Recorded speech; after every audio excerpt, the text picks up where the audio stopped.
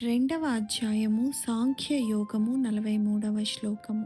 కామాత్మాన స్వర్గపరా జన్మ కర్మ ఫలప్రదాం క్రియా విశేష బహుళాం భోగైశ్వర్యగతిం ప్రతి. తాత్పర్యము: స్వర్గమునకు మించినదేదియును లేదనియు అదియే పరమ ప్రాప్యమనియు వారు అనగా వివేకహీనులు భావింతురు.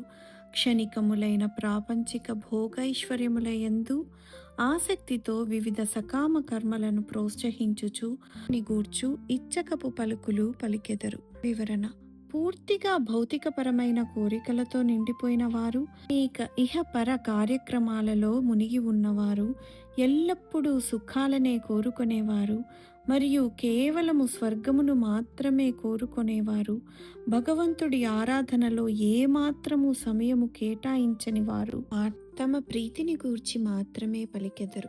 44వ శ్లోకము.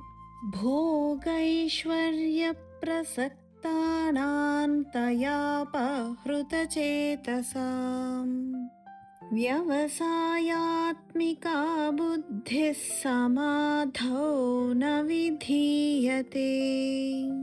తాత్పర్యము: ఆ ఇచ్చకపు మాటల ఉచ్చులలో బడిన భోగైశ్వర్యాసక్తులైన అజ్ఞానుల బుద్ధులు భగవంతుడు లక్ష్యముగా గల సమాధియందు స్థిరముగా ఉండవు.